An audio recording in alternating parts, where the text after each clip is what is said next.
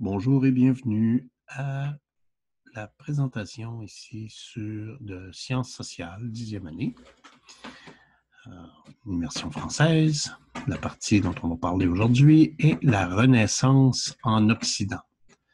La Renaissance, qu'est-ce que c'est? C'est la période à la fin de la période du Moyen Âge, où est-ce qu'il y a énormément de changements. On parle du Moyen Âge comme étant une période sombre, une période où il n'y a pas eu beaucoup d'innovation, où est-ce que les gens se sont plus battus et ont essayé de survivre, etc. Donc, la Renaissance, c'est vraiment, on a changé des choses, on a compris des choses, beaucoup plus.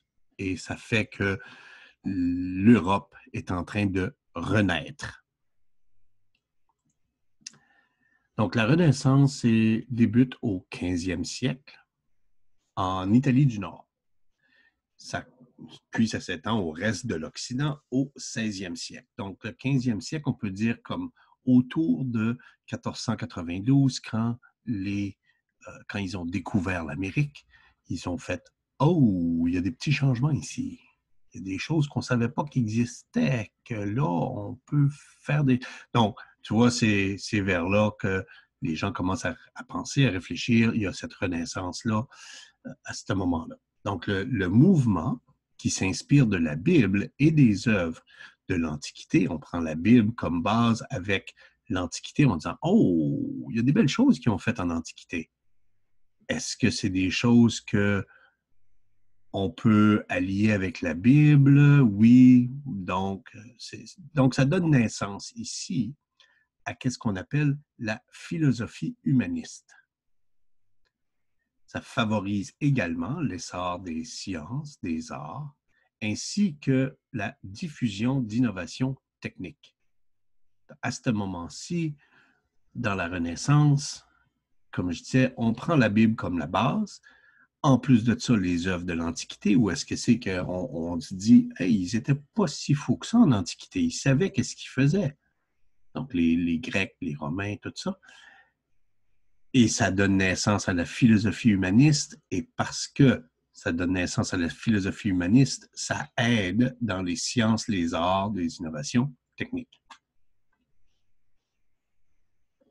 Parmi les changements qu'il y a, il y a, euh, il y a quelque chose, qu'est-ce que c'est que ça provoque vraiment?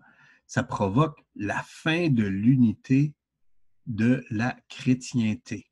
Je vais expliquer ça plus en détail, qu'est-ce que ça veut dire, mais au début, c'était des chrétiens, tout, et par la suite, ça commençait à se diviser, les protestants, les catholiques, les orthodoxes. Donc, ça, je vais expliquer ça plus en détail, un peu plus tard. Donc, ça touche tous les groupes sociaux. Donc, c'est pas juste les sciences, c'est pas juste les artistes, c'est pas juste les scientifiques, c'est pas juste les artistes, c'est pas juste les personnes qui font des... Non, c'est vraiment pour tout le monde parce qu'on parle de la religion. La religion, c'est quand même quelque chose d'important pour tous les groupes sociaux. Par ailleurs, il y a 4 des nombreux États occidentaux qui financent des grandes explorations sur l'Atlantique. On a commencé à trouver, on a fait, oh, il y a quelque chose là. Il y a quelque chose qui s'appelle les Amériques. Entre les deux, ce serait peut-être temps d'aller explorer. Ce serait peut-être temps d'aller regarder s'il n'y a pas autre chose. Et c'est ce qu'ils font. Et les royaumes qui font ça, c'est le royaume d'Espagne, du Portugal, de l'Angleterre et de la France. Donc, en résumé, le domaine touché par le mouvement de renouveau, c'est la science, technique, art et la religion, et la naissance d'une philosophie qui est centrée sur l'humain, qu'on appelle l'humanisme. Le renouveau des sciences, le renouveau suscité par le retour aux idées de l'Antiquité, par le nouvel esprit scientifique. Maintenant, on ne parle plus de religion pour décider de qu'est-ce qu'on peut croire et qu'est-ce qu'on ne peut pas croire. On parle de l'esprit scientifique.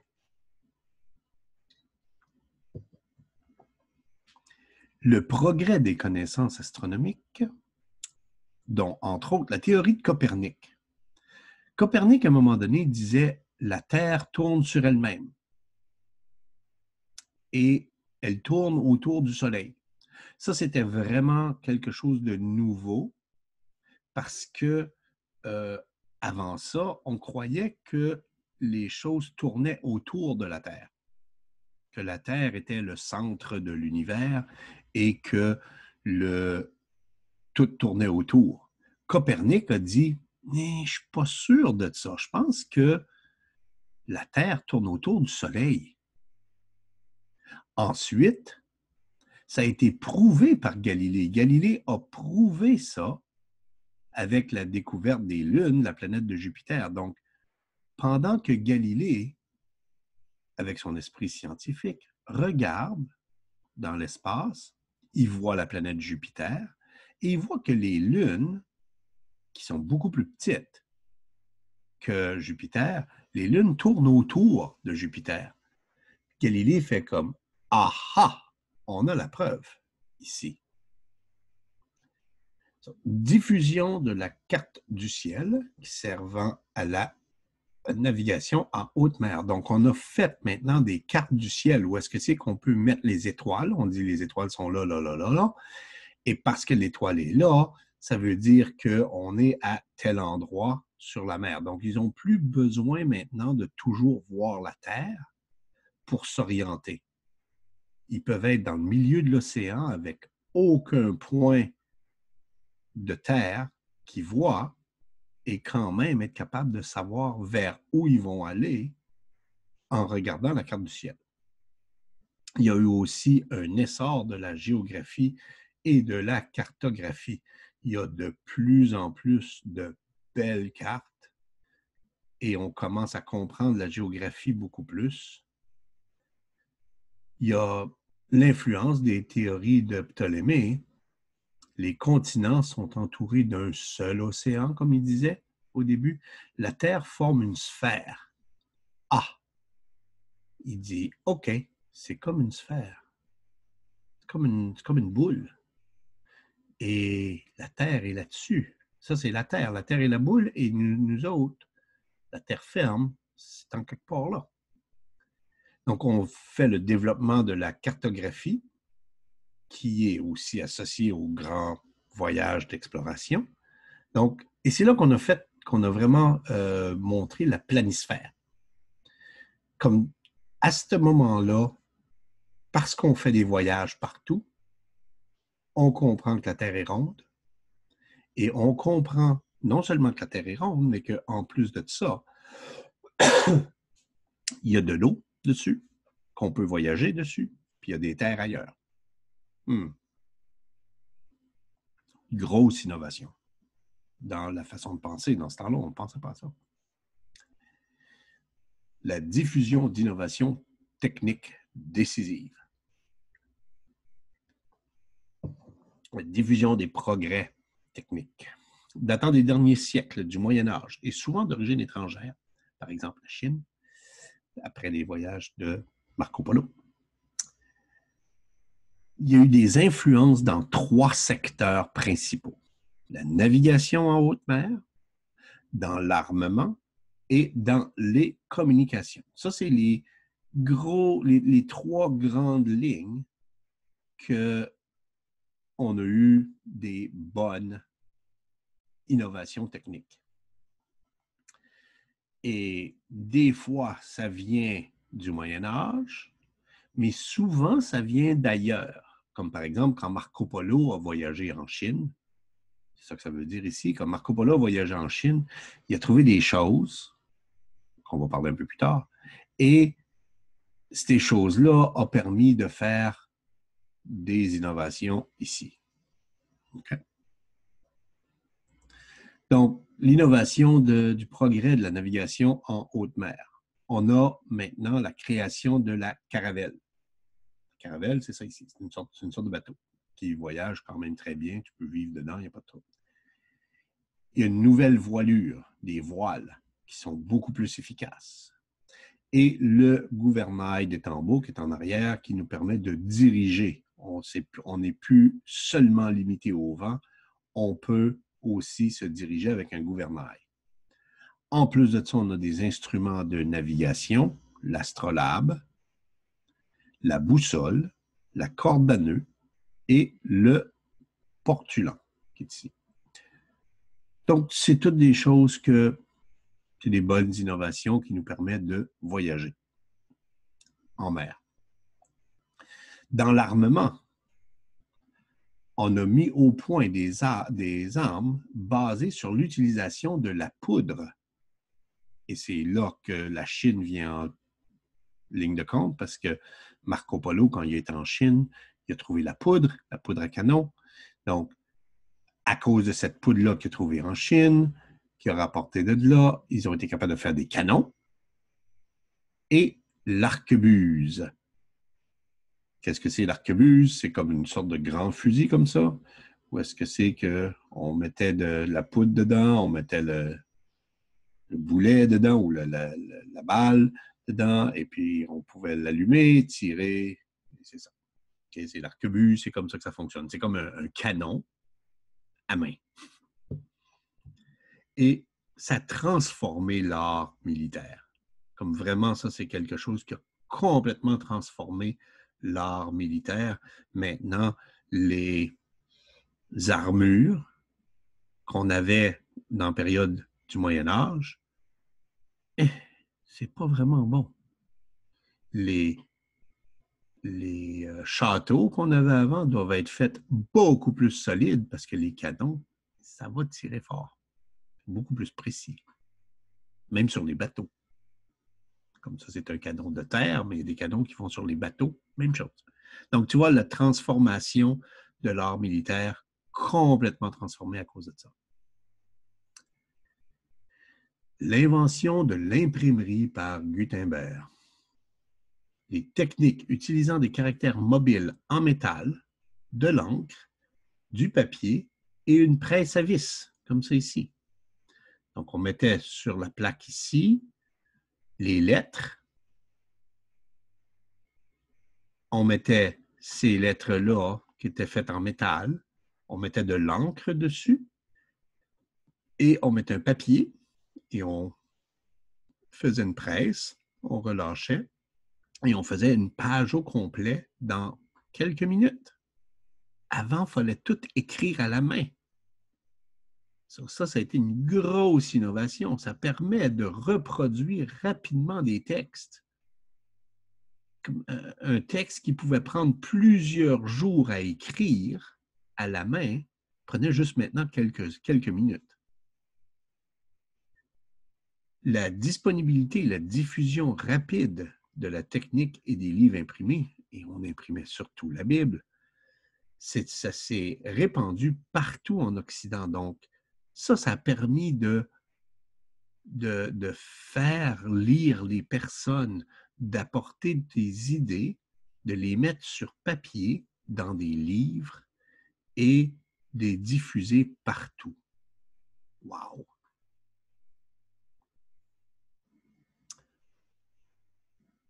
Il y a eu aussi un essor d'un vaste mouvement artistique. Les arts se sont énormément développés.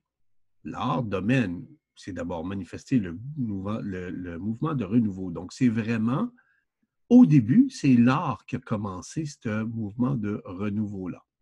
Le mouvement artistique, l'art nouveau, fondé sur le rejet de l'art médiéval. Donc, on disait, l'art médiéval, that's old stuff. On ne veut plus de ça. OK? So, on va revenir à l'art de l'Antiquité.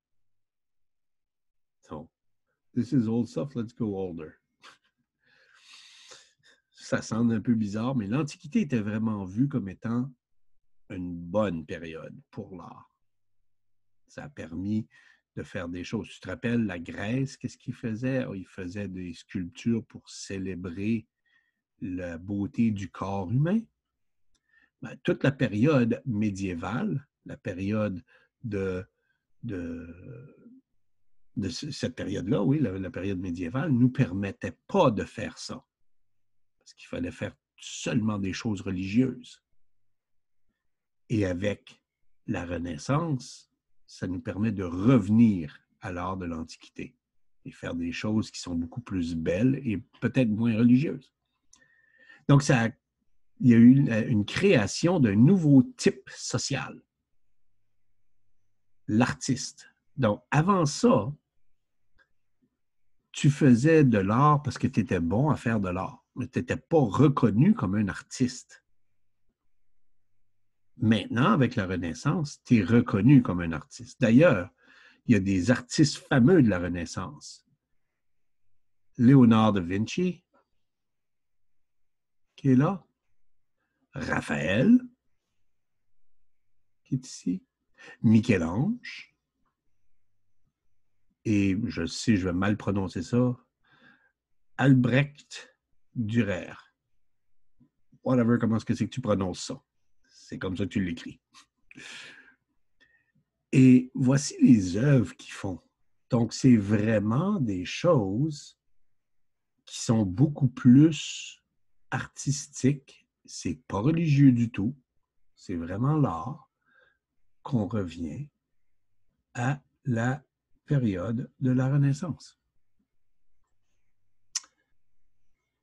Question révision, comme d'habitude. Par ce temps-ci, tu dois savoir, tu peux arrêter la vidéo et aller voir, right? Dans quel siècle commence la Renaissance? Quels domaines sont touchés par le renouveau?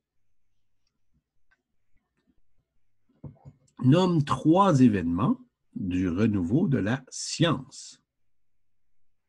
Nomme 3 secteurs qui gagnent avec des innovations techniques.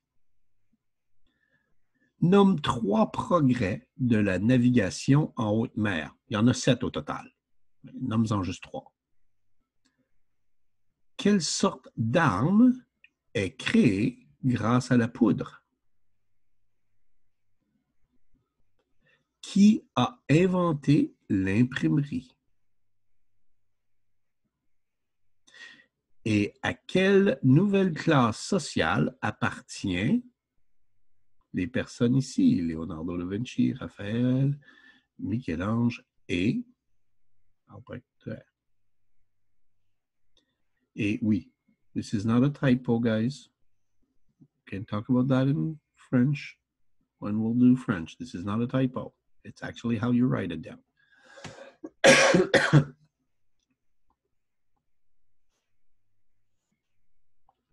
La fin de l'unité de la chrétienté.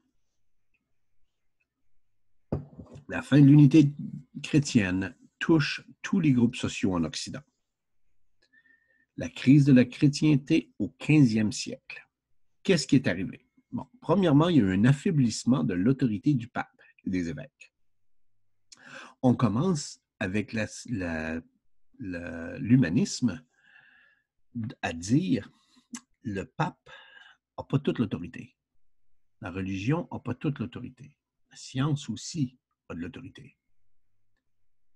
Et ça fait que les personnes ont commencé à regarder la Bible et à faire des nouvelles interprétations. Ils ont interprété la Bible de façon différente. Et ça, c'est relié vraiment à la démarche critique des humanistes. Les humanistes ont dit, attends là, je veux bien croire là, et je crois, mais si on discutait de ça à la place, on pourrait peut-être discuter de ça. Et pourquoi pas ça? Et c'est comme ça qu'ils se sont mis à réinterpréter la Bible. Maintenant, la ferveur religieuse est plus individuelle. Donc, c'est chaque personne qui va suivre une religion ou pas, selon ses croyances et selon son interprétation. Et ça, c'est beaucoup arrivé à cause de la disponibilité des Bibles aux individus. Donc, on donne les Bibles. Les Bibles sont disponibles pour les individus. Les personnes peuvent avoir la Bible à cause de l'imprimerie de Gutenberg. Donc, à cause de ça, ça nous permet d'avoir la Bible et de vraiment regarder dedans et de l'interpréter et de dire, oui, je suis très religieux. Une ferveur religieuse, ça veut dire être très religieux. je suis très religieux à cause de ça qui est dans la Bible. Peu importe qu'est-ce que c'est que chaque personne va avoir, parce que c'est individuel. La Réforme. Il y a eu un mouvement religieux déclenché par le moine allemand Martin Luther. Okay, fais attention, pas Martin Luther King, bien Martin Luther. Au début du 16e siècle, lorsqu'il posa ses 95 thèses sur la porte d'une église à Wittenberg. Et qu'est-ce que c'est vraiment? C'est vraiment, il dit, OK, il y a 95 choses là, dans la Bible qu'on doit changer. Le mouvement vise à transformer la doctrine et l'organisation de l'Église de Rome. On va tout changer ça, là, qu'il dit. Et voici qu'est-ce qui doit être changé. Et essentiellement, ça repose sur deux grandes idées. Le salut par la foi, donc tu vas être sauvé si tu crois, et la Bible comme source unique d'autorité. Pour Martin Luther, c'était important que la Bible soit au centre de toute autorité. Donc, toutes les choses doivent se faire par la Bible. Excusez. Ça fait longtemps que je n'ai pas parlé autant.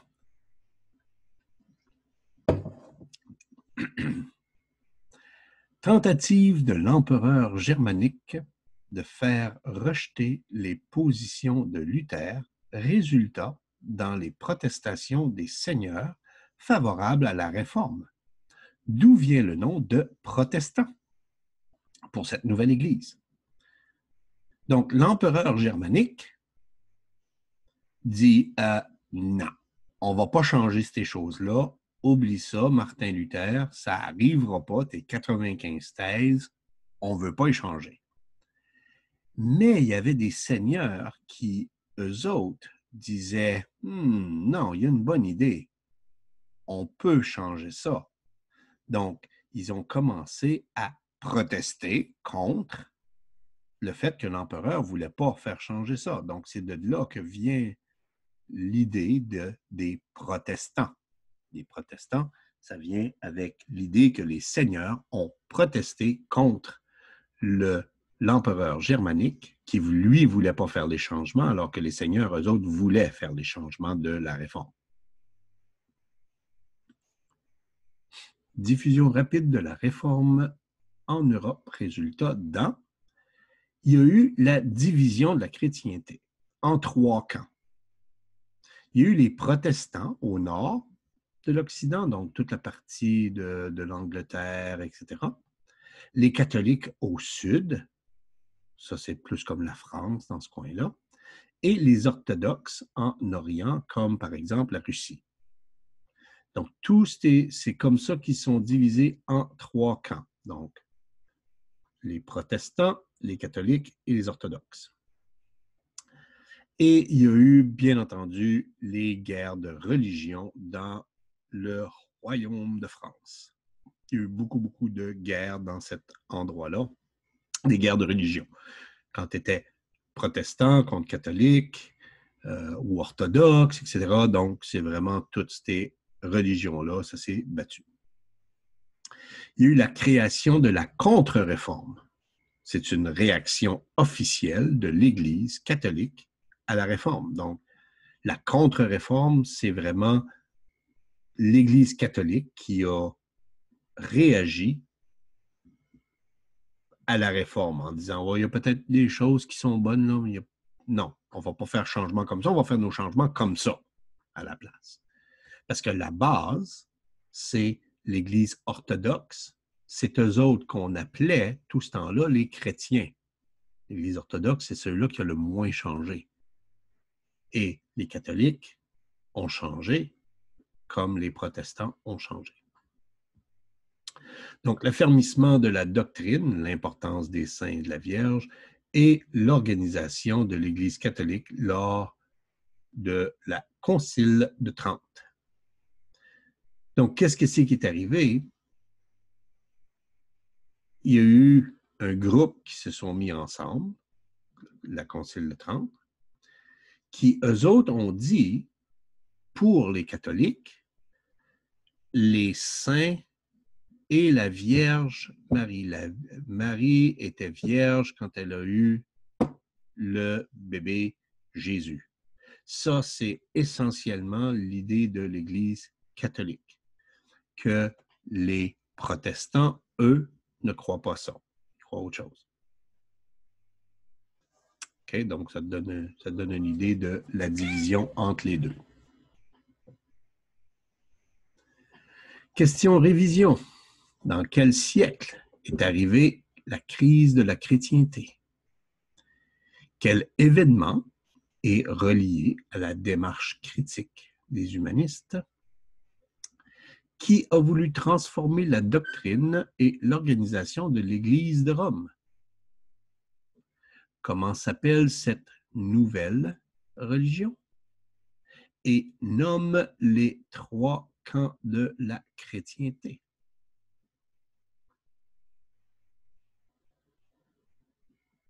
Donc, c'est quoi les 3 groupes des chrétiens?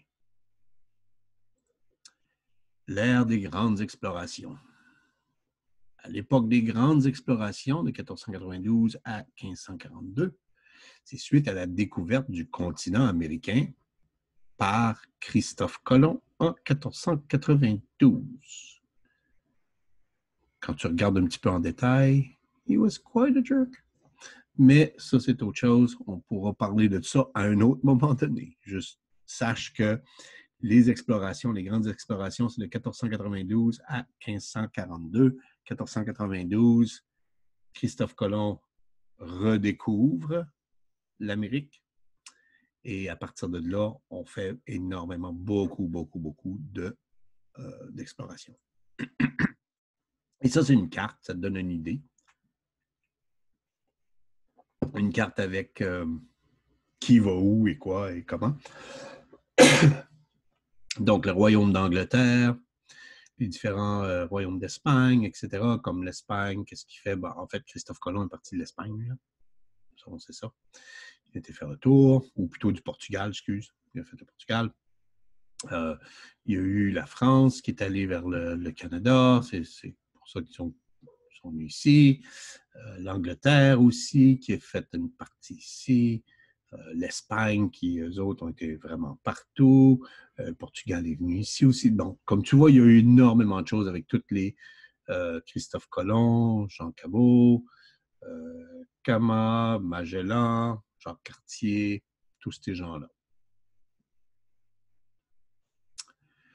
Les motifs des grandes explorations. Le principal motif, vraiment, était de découvrir une nouvelle route vers l'Asie pour en importer les métaux précieux et les épices, car les routes traditionnelles méditerranéennes sont devenues trop coûteuses parce qu'ils sont contrôlés par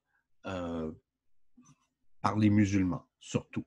Et comme il y a déjà des guerres de religion, comme il y a déjà les guerres et qu'on essaye d'aller, qu'on a essayé pendant longtemps, je devrais dire, avec les croisades, de reprendre les places, etc.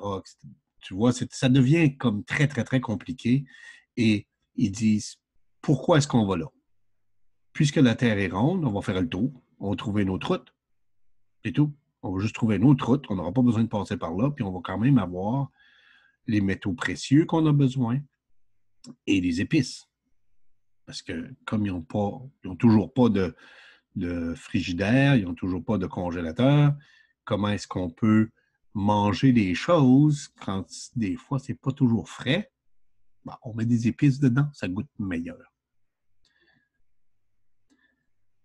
Plusieurs autres motifs, selon les groupes engagés, il y a eu plusieurs autres raisons pourquoi. Le prestige, parce que, ça te faisait connaître par tout le monde. Juste l'aventure, juste, wow, je vais découvrir quelque chose de nouveau. Et la conversion religieuse. On va apporter la bonne nouvelle aux sauvages, qui était l'idée de base à ce moment-là. L'exploration et l'exploitation des peuples indigènes de l'Amérique du Sud par les conquistadors espagnols, parce que la valeur a été placée sur l'or. Comme, c'était une autre chose, c'est qu'à un moment donné, quand on est arrivé en Amérique, surtout en Amérique du Sud, il y avait les peuples qui étaient là, il y avait des grandes civilisations, Maya, Inca, etc. Et ces grandes civilisations-là qui étaient là vénéraient l'or parce que ça représentait qu'est-ce qui pensait être leur dieu, qui était le dieu du soleil. L'or, la couleur du soleil, donc l'or. Et c'est comme ça qu'ils avaient beaucoup d'or à montrer. Et quand les conquistadors espagnols sont arrivés là, ils ont fait « Oh my God, de l'or. Let's get that. » Et donc, on a exploité les peuples indigènes, on les a tués, etc. Il y a eu énormément de mauvaises choses qui s'est faites à cause de ça dans ces coins-là. Il y a des conditions qui sont favorables à l'exploration sur l'Atlantique. Qu'est-ce qui fait qu'on peut vraiment bien voyager sur l'Atlantique? Bon, les connaissances scientifiques, l'innovation technique, les navigateurs expérimentés. C'était pas des débutants. Ils savaient qu'est-ce qu'ils faisaient. Ils étaient sur l'eau beaucoup. Et financement par les rois et reines d'Europe occidentale. Parce qu'eux autres, ils voulaient le prestige. Les rois et reines, ils voulaient le prestige. Donc, ils payaient pour que ces personnes-là aillent sur l'eau, aillent sur l'océan pour explorer et peut-être trouver des nouvelles places. Peut-être qu'ils vont trouver d'autres ors à d'autres places. L'Espagne a trouvé l'or à l'Amérique du Sud. Peut-être que les autres pays pourraient trouver autre chose. Et c'est ce qu'ils font. Question révision. Qui a découvert, ou je devrais dire redécouvert, l'Amérique? En quelle année? Quel est le principal motif pour les explorations? Nomme d'autres motifs pour l'exploration. Il y en a 3.